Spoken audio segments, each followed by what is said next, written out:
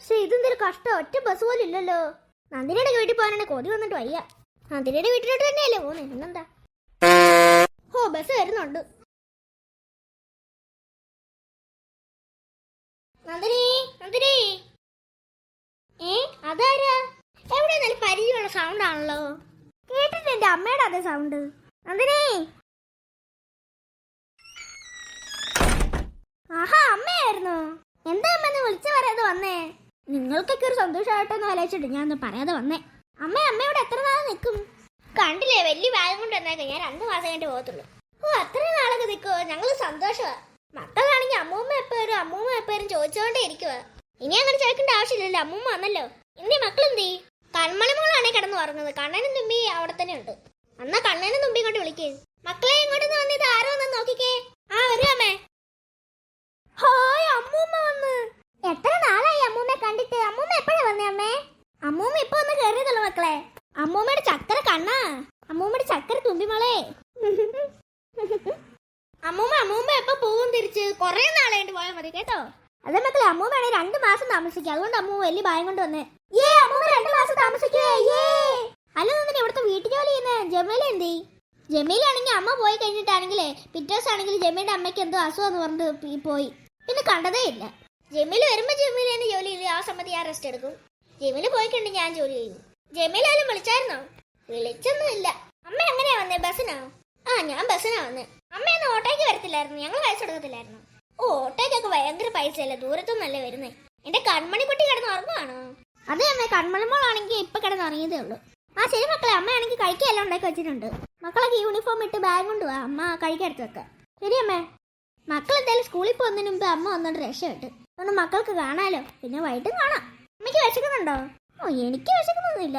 അമ്മ ചുമ്മാതെ പറയുന്നത്. വാ അമ്മേ, കഴിക്കാം. ശരി മോളെ, ബാ അമ്മ, അപ്പുറത്തോട്ട് പോവാ.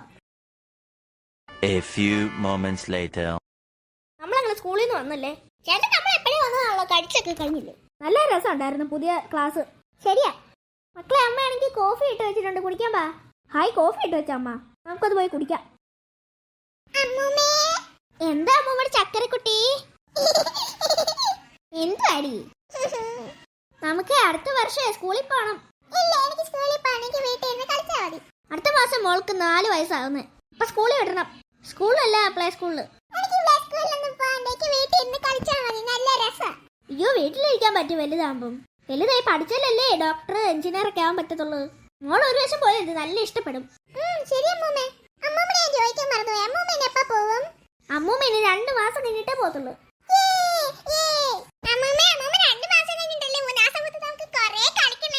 അതിനെന്താ, അമ്മൂമ്മ ഇഷ്ടം പോലെ കളിക്കാം. മക്കളെ, അമ്മൂമ്മയാണെങ്കിൽ ആധാരം നോക്കിട്ട് വരട്ടെ. ശരി അമ്മൂമ്മേ. ആരായിരിക്കും മോളെ വിളിക്കുന്നേ? എന്റെ ഭഗവതി, രാത്രി ആരായിരിക്കും കഥന്റെ മോളിന്ന് വിളിക്കുന്നേ? തുറന്നു നോക്കാനാണ് പേടിയും വരുന്ന പോലെ. കള്ളന്മാരും എല്ലാം ആണെങ്കിൽ എന്ത് ചെയ്യും? സമയം 7 മണിയായി. രമേശനാണ് ഇന്ന് കുറെ ജോലി ഉണ്ടെന്ന്, അതുകൊണ്ട് 9 മണിക്കായിട്ട് വരത്തുള്ളൂ എന്ന് പറഞ്ഞ്. രമേശൻ വന്നായിരുന്നു, പേടിക്കുണ്ടായിരുന്നു.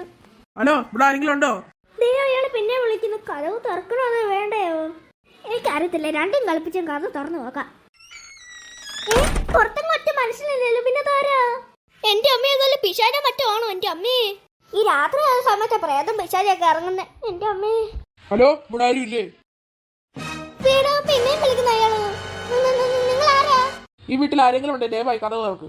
ഒന്നുകൂടെ കഥവ് തുറന്നു നോക്കാം. ചിലപ്പോ ഞാൻ കഥ സമയത്ത് അയാൾ ആ സൈഡിൽ ഇങ്ങനെ നിൽക്കുമായിരുന്നു തോന്നുന്നു. പുറത്തൊറ്റൊരു മനുഷ്യനില്ലല്ലോ, പിന്നെ ഏതെങ്ങനെ സംസാരിക്കുന്ന? എന്റെ അമ്മേ, പേടി വന്നിട്ട് വയ്യ. എന്റെ ഭഗവാനെ കാത്തോണേ. ഹലോ, ഈ വീട്ടിൽ ആരെങ്കിലും ഉണ്ട്? ദയവായി കഥ തുറക്ക്. പിന്നെ അങ്ങനെ കഥ തുറക്കാൻ പറയുന്നത്? ഞാൻ ഓടിച്ചെന്ന് കഥ തുറന്നു നോക്കാം. എന്റെ അമ്മ, അവിടെ ഒറ്റ മനുഷ്യനില്ല, അത് പ്രേതം തന്നെ ഉറപ്പാ. അയ്യോ, ഓടിക്കോ എന്റെ അമ്മേ, ഓടി രക്ഷപ്പെടട്ടെ എന്റെ അമ്മേ.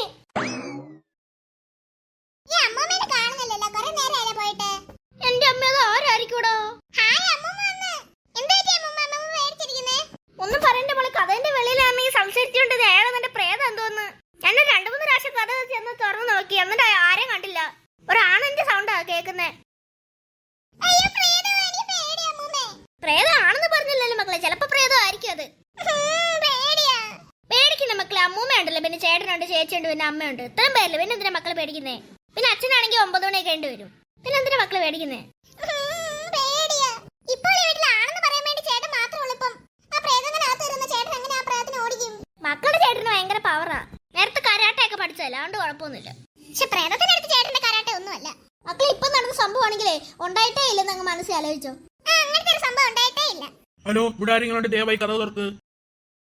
ഇതാരെ പിന്നെയും കഥ തുറക്കാൻ പറയുന്നത്? എനിക്ക് ദേഷ്യം വരുന്നത്. ഞാൻ അയാളുടെ സൗണ്ടിന്റെ മൈൻഡ് ചെയ്യാനേ പോകുന്നില്ല. അയാൾ പിന്നെയും വിളിക്കുന്നത്. അയാൾക്ക് ഇത് എന്തുവാ? അമ്മൂമ്മ ചേട്ടനോട് പറ, കഥ പറഞ്ഞു തന്നിട്ട് അയാൾക്ക് 2 ഇടി കൊടുക്കാൻ പറഞ്ഞു ചേട്ടനോട്. അല്ല, ആരും അത് കണ്ടില്ല മക്കളെ. അമ്മൂമ്മ എനിക്ക് പേടി വരുന്ന പോലെ കള്ളം വല്ലതും ആണോ? കള്ളനൊന്നും അല്ലെന്ന് തോന്നുന്നു മക്കളെ, പ്രേതം തന്നെയാ. ഞാൻ എത്ര പ്രാവശ്യം കഥ തുറന്നു നോക്കിയെന്നറിയോ, ഒരാൾ അവിടെ നിന്ന പൊടി പോലും ഇല്ല. ഇത് അതിന്റെ പ്രേതത്തിന്റെ കളി അമ്മൂമ്മ, എനിക്ക് പേടിയാ. പേടിക്കണ്ട മക്കളെ, കുഴപ്പമൊന്നുമില്ല, വീടിന്റെ അകത്തൊന്നും കയറില്ലല്ലോ. പക്ഷെ അമ്മൂമ്മ ശരിക്കും അത് പ്രേതം തന്നെയാണെങ്കിൽ എന്ത് ചെയ്യും? പേടിക്കണ്ട മോളെ, പ്രേതം അകത്തൊന്നും കയറത്തില്ല. അകത്തൊന്നും പ്രേതം കയറത്തില്ലെന്ന് വിശ്വസിക്കാം. വിശ്വസിക്കുന്നത് മാത്രമല്ല മക്കളെ, പ്രേതം അകത്ത് കയറത്തേ ഇല്ല. അതായത് ആ പ്രേതം അകത്ത് കയറുകയാണെങ്കിൽ ചേട്ടനും അമ്മൂമ്മയെ ഓടിച്ചോളാം കേട്ടോ. അതുകൊണ്ട് മക്കൾ പേടിക്കണ്ട കേട്ടോ. ശരി അമ്മൂമ്മ. ഹലോ, ഇവിടെ ആരെങ്കിലും ഉണ്ട്? ദയവായി കഥ തുറക്ക്. അയാൾക്ക് എന്തോ എത്ര പ്രാവശ്യം ഞാൻ കഥ തുറന്ന് ഇറങ്ങി നോക്കി പിട്ടിത്തോട്ട് അയാളെ കണ്ടില്ല. അയാൾക്ക് എന്തോ കുഴപ്പം, എനിക്ക് ദേഷ്യം വരുന്നത്. എന്താ മക്കളെ?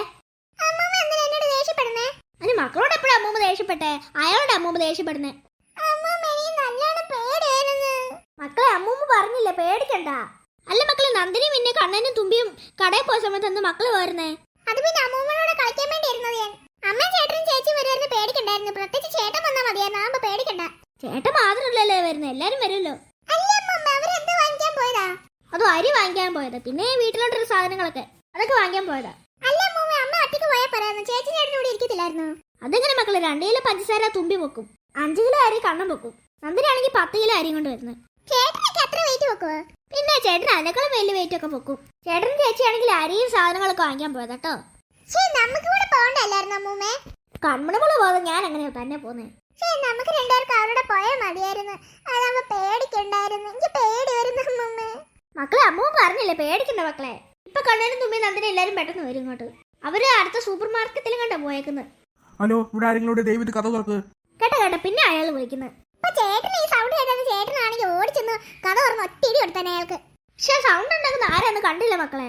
മിക്കവാറും അത് പ്രേതം തന്നെ ആയിരിക്കും. പക്ഷെ ഒരു പ്രേതം നമ്മുടെ വീടിന്റെ അകത്തൊന്നും കയറൂല. അതെന്താ അമ്മൂമ്മ പറഞ്ഞു അങ്ങനെ? ഒരു പ്രേതം അകത്ത് കയറത്തില്ല. അമ്മൂമ്മയെ പറയുന്നേ. അമ്മൂമ്മ എനിക്കൊരു പ്രേതകഥ പറഞ്ഞു തരാമോ? അല്ല മക്കളെ, ഈ പ്രേതം വന്ന സമയത്ത് തന്നെ പ്രേതകഥ പറയണോ? പറയണോ അമ്മൂമ്മ കഥ? എന്നാ അമ്മൂമ്മ ഒരു കഥ പറഞ്ഞുതരാം പ്രേതത്തിന്റെ. മിട്ടു എന്ന് പറഞ്ഞ ഒരു കൊച്ചു പയ്യനുണ്ടായിരുന്നു.